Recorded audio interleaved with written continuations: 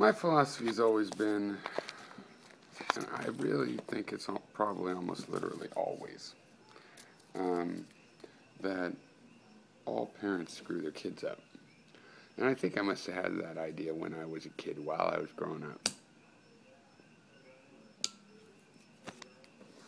I don't know your sense of contemporary, cultural history of the United States, or how much it overlaps. If it overlaps as much as I think with, say, European experiences and stuff, I know in a way it doesn't, but some of it does.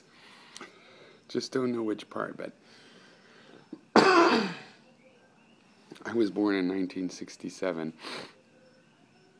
to 18-year-old baby boomer parents, and I would think that would say it all that has to be said to explain just how crazy bullshit me generation my childhood experiences turned out to be.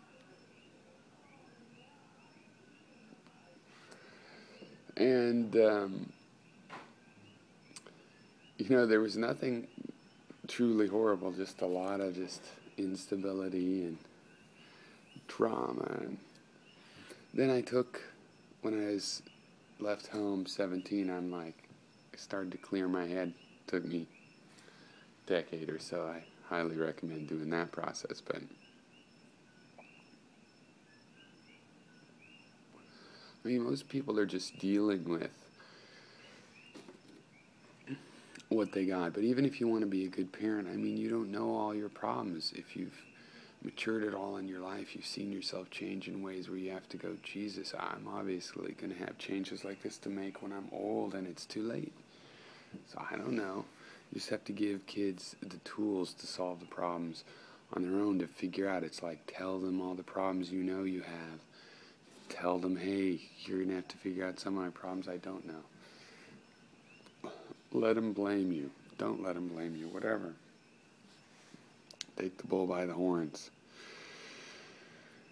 Okay. Engage is my point. But like with antinatalism, a lot of times people are like, Piero, you have no right to bring another me into this world. It's like, it's not you. When you hate your ancestors, to me this is so fundamental.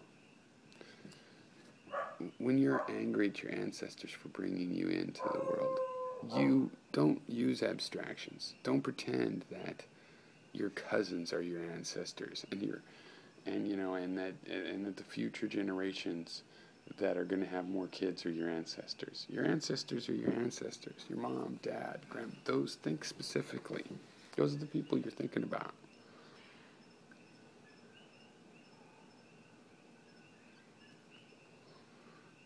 I think that the Homo sapiens, the thing is, I've been looking this up more and more lately, but refreshing my memory and learning new things. But the human animal, the pre-human animal, our ancestors, us, have had stone tools for 600,000 years. We've had fire at least 50,000 years. I think we probably had a pretty sophisticated language by that time. I don't believe in the last 70, 100,000 years you're talking about people going, oonka, oonka, oonka. This is people that went, hey, how you doing? Look, I went down there. I saw this. Look, there was a fairy, telling each other. Even 60, 70,000 years ago, there's some finds that are just amazing what people had. Not everybody. People that might have sewn cloth, that might be a rarity, but some area would have that. And every couple 100,000 years, a different kind of Homo species would split off. And then about 100 to 20,000 years ago, we just got on the scene, walked all over the earth, evidently, and killed everybody we could find that wasn't ourselves. And we tried to kill ourselves too, but I guess we were ready for it or something.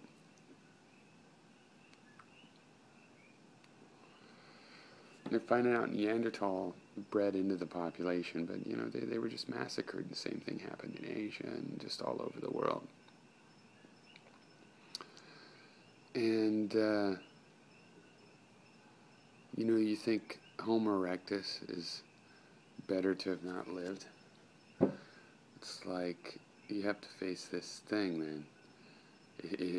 That, oh, maybe genocide's a secret gift. No, it's only proper if you decide yourself. Well, why would that be? Well, because only you can decide if you live or die. Right, which is why we can decide to live.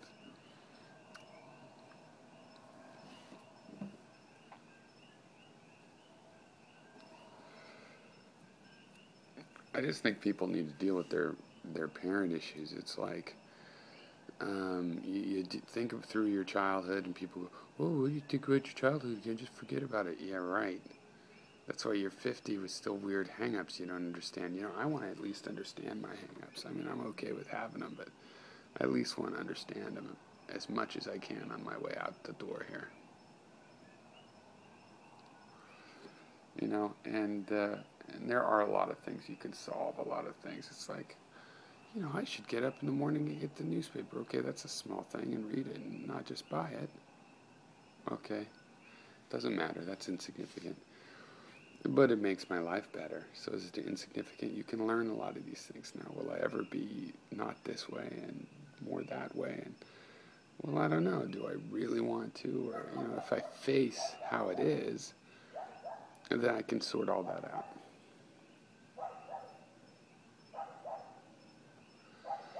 But, yeah, I'm not going to take the weight of the whole society on my shoulders. That's ridiculous. People that do that, and they think that they're being, they're just being righteous, and really you have to watch out, right? Because that's a big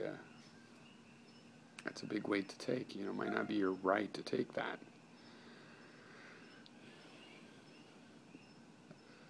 For example, I think you can say with absolute certainty whether it is correct to continue your line. I don't have to be certain about it, but you can say that. But you can't say that with absolute certainty about other people's line. Sorry.